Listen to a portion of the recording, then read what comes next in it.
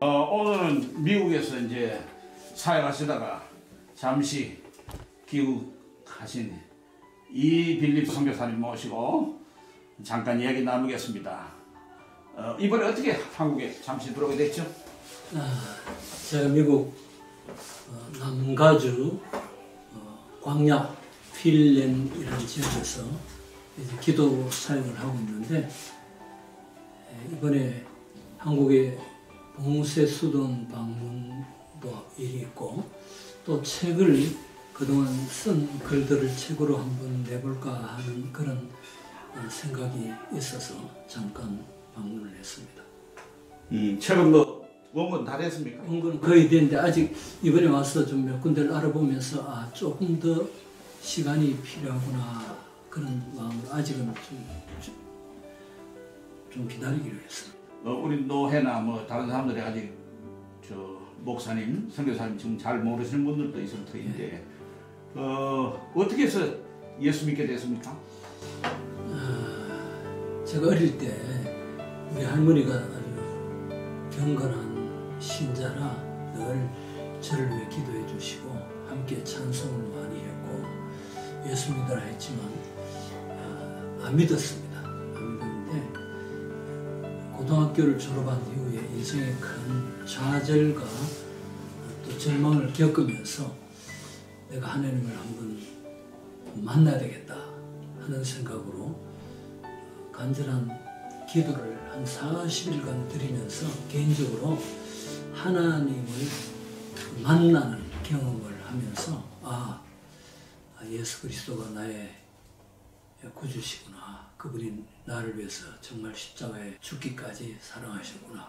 그걸 하여튼 개인적으로 그저 깨닫게 되었어요. 성경을. 그래서 그때부터 제대로 한번 믿어보자 하고 믿게 되었죠.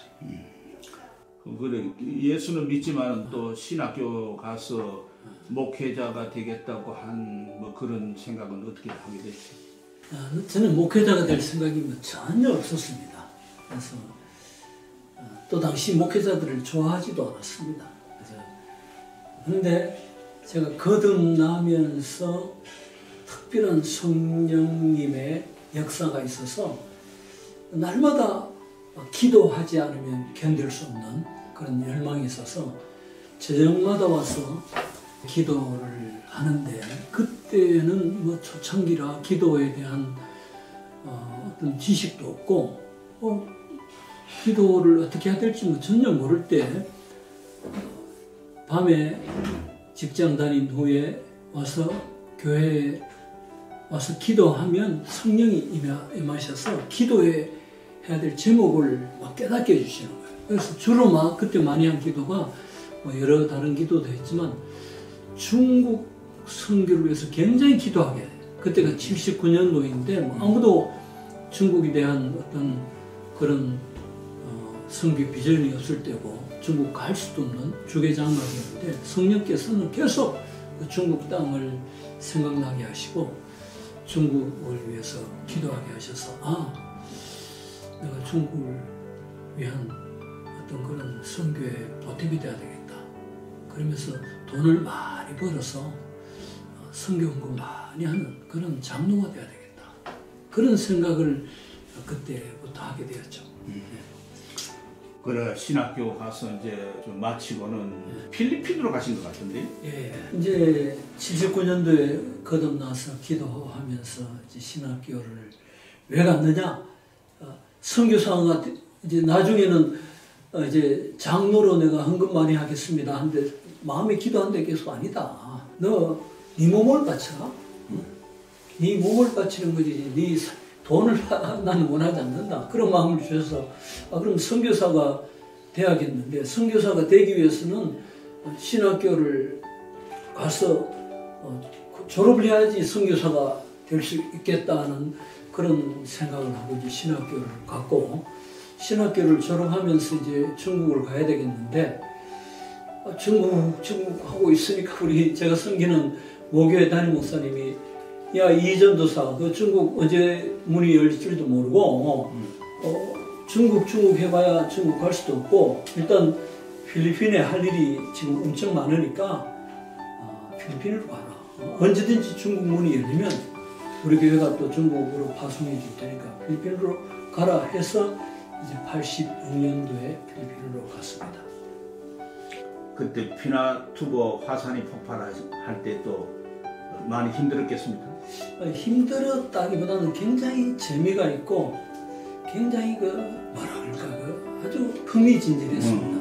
왜냐하면 우리가 하는 가운데 위험을 겪었다기보다는 저희가 있는 지역이 하산 분화구에서 한 직선길으로 한 2, 3km 아주 가까워요. 근데 산 꼭대기 뒤쪽에 분화구가 있었기 때문에 매일 분화구에서 흰 연기가 뭉게뭉게 나는 그런 휴화산이었습니다.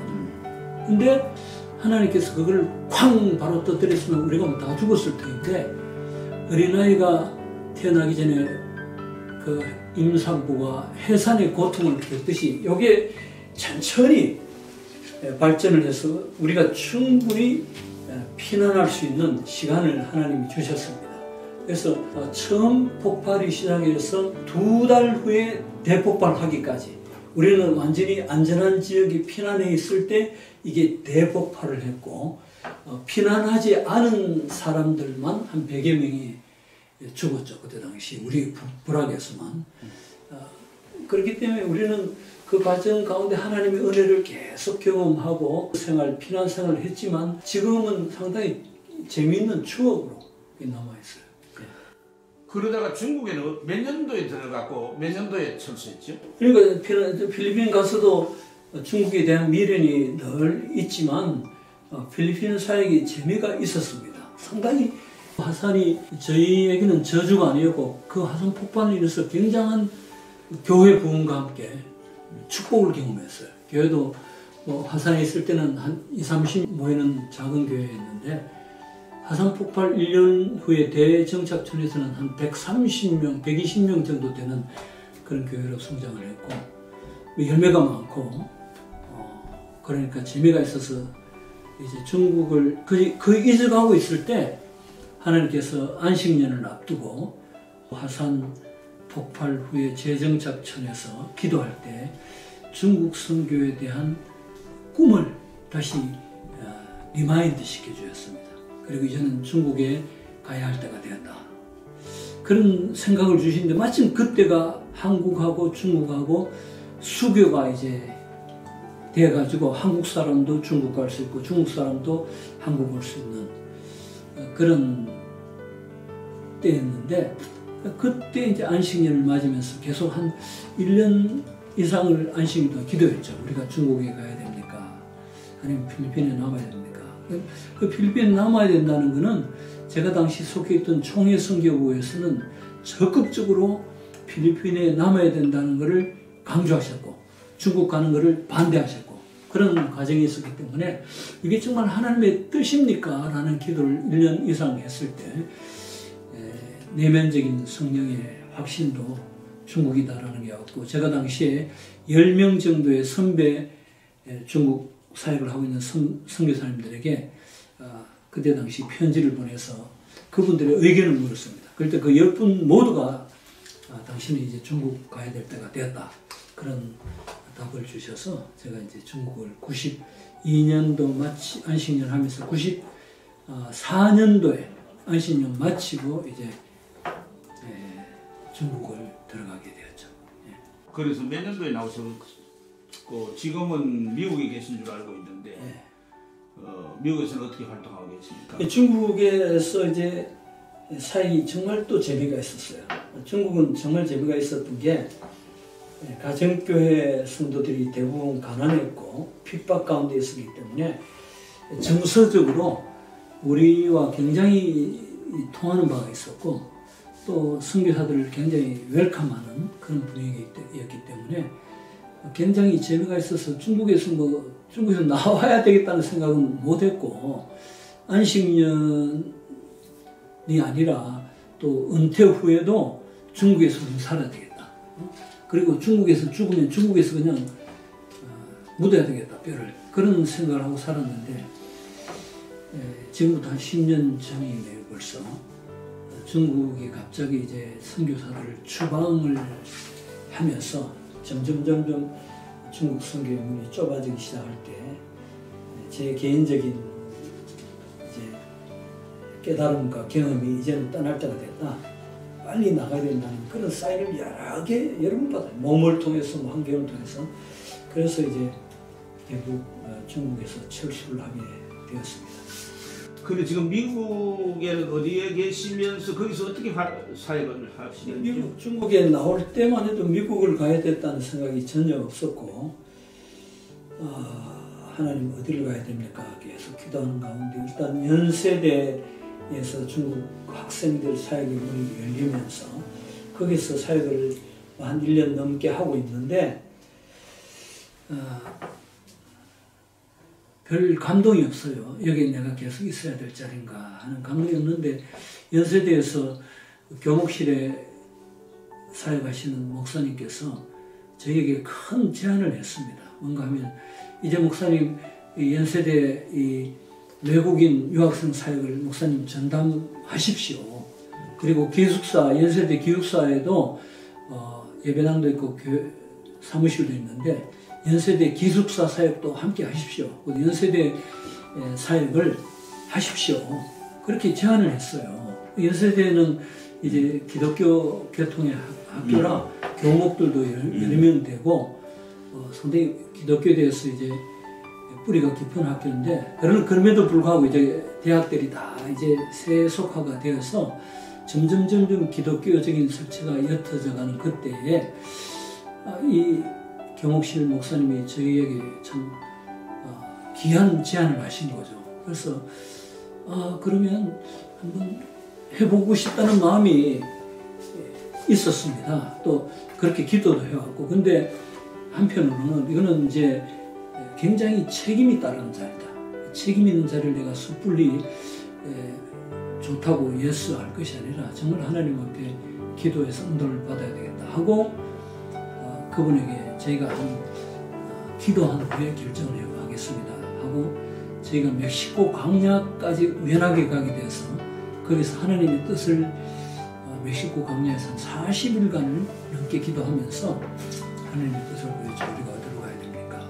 했을 때 그때 광야가 탁 떠오르는 거예요. 광야. 저희가 기도하는 그 멕시코 그게가 광야였습니다. 그리고 모세가 기도했던 시내산처럼 뒤에 앞에는 또 큰 엄청난 높은 산이 있고 앞에는 바다인데 그 황량한 광야에서 기도하는데 제 마음에 광야에 가서 기도해야 된다는 마음이 그저 불현듯이 나는 거예요. 그냥 누가 오라는 것도 아니고 뭐 어떤 계획이 있는 것도 아니고 생각한 것도 아닌데 광야에 가서 기도해. 그럼 어디 광야가 그 많은데 어디냐 했을 때 처음에는 남가주 광야를 생각하지 못하고 하여튼 광야는 어느 곳이건 간다 하고 이제 한국에서도 보은 산촌에서 한 3년 농사 지으면서 기도 생활을 했는데 점점 이제 남가주 광야로 가야 된다는 생각이 좁혀져서 지금 이제 결국 한 2년 반 전에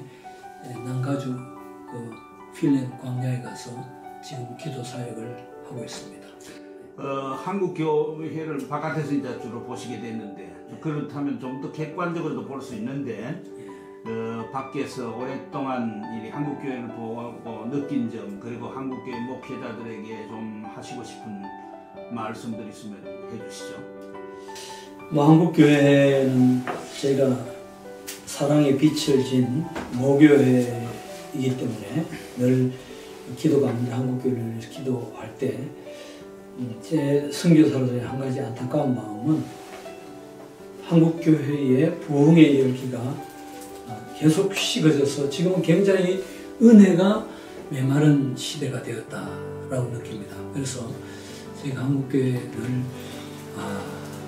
이렇게 했으면 좋겠는데 하는 바람이 있다면 한국교회, 특별히 대형교회 목사님들에게 바람이 있는데 대형교회는 나름대로 은혜가 있고 능력이 있고 하나님께 크게 쓰임받은 목회자들인 게 틀림없습니다. 그러나 대형교회가 또 어떤 면에서는 이 자본주의 누리게 상당한 그 영향을 받아서인지 계속 대형을 추구해요. 뭐 크면 더 큰 교회, 또 더 큰 사역, 더 많은 프로젝트를 계속 개발해서 사역을 하는데 이제는 그럴 때가 아니다.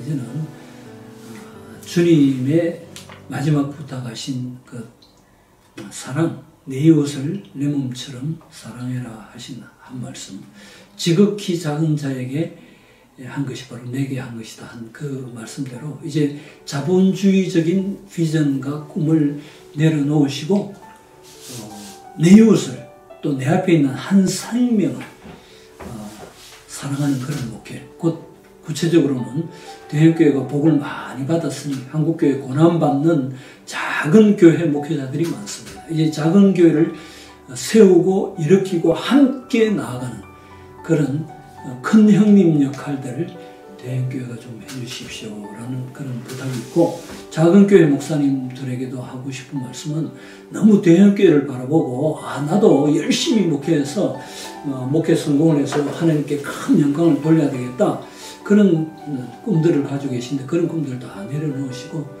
지금 주어진 자리에서 주님이 내게 맡겨주신 그 한 생명, 한 사람, 두 사람, 10사람에게 집중하면서 그 사랑을 베푸는 사역, 또 사랑을 나누는 성도를 세우는 사역을 집중하면 좋겠습니다 라는 바람이 있습니다. 다음 달, 그러니까 2023년 4월 초에 경주 성교교에서 우리 합신 경북노회 봄 정기노회가 열립니다. 그때까지 목사님 못 계시고 이달 말에 출국하신다고 그러는데 우리 노회원들, 목사님들이나 장로님들에게 짧게 한마디 말씀해 주시죠. 경북노회 또 모든 노회 목사님들, 장로님들, 또 성도님들, 제가 큰 사랑의 빛을 진 사람입니다. 우리 주님께서 그 사랑의 빛을 갚아주시길 바라고, 제가 인사라고 할 수 있는 것은 지금까지도 선교의 동력자로 저희를 기도해 주시고 은혜 주신 데 대한 감사의 말씀을 드리고, 앞으로 종종 기도 제목을 보내주시면 제가 강야에서 할 수 있는 것은 기도밖에 없습니다. 기도하겠습니다. 그리고 찬양을 많이 하는 교회, 찬양을 통해 하나님께 영광 돌리는 협회사역을 하시기를 제가 똑같은 동력자로서 권면합니다. 감사합니다. 이달 말에 출국하신 줄 알고 있는데 특별히 목사님 개인적인 기도 제목 있으면 간단히 좀 말씀해 주시죠. 예, 기도 제목 3가지인데 하나는 제가 지금 광야 생활하면서 제일 첫째가 저 자신이 회개를 많이 하고 있습니다. 깨닫지 못했던 죄들이 계속 생각이 나고 들려와서 회개하고 있는데, 그래서 제 기도 제목 첫째는 제 기도 처세에 오는 분들마다 하나님 앞에 철저히 회개하는 장소가 되게 해주세요. 이게 첫째 제목. 둘째는 성령의 생수가 샘물처럼 솟아나는 기도 처소가 되게 해주세요. 그리고 셋째는 은혜의 강물이 땅끝까지 흘러가는 기도 처소가 되게 해주세요. 이게 제 기도입니다. 제가 알기로는 미국에 이제 자녀분들이 이제 세 아들, 주한이, 주선이, 주필이 셋이가 있는 것 같은데 아들들은 다 미국 어디에 있고 어떻게 지냅니까? 아들 이름이 나오니까 제가 저절로 웃음이 나오네요. 하나님 제 아들 많이 축복하셔서 미국에 저희도 마찬가지로 하나님의 은혜로 심근자가 되었고, 그래서 미국 생활을 하고 있는데 다 잘 나름대로 이렇게 역할을 잘하고 있어요. 둘은 LA 지역에 있고 하나는 샌프란시스코에서 열심히 직장 생활하면서 잘하고 있는데, 한 가지 아쉬운 거는 아버지로서 볼 때 첫째, 둘째는 신앙이 좀 아직은 영 마음에 안 들어요. 제 마음에. 막내는 신앙생활도 잘합니다. 그래서 참 이놈들이 신앙생활을 잘해야 하나님이 복된 결혼을 예비하실 테인데 그렇게 생각하고 있습니다.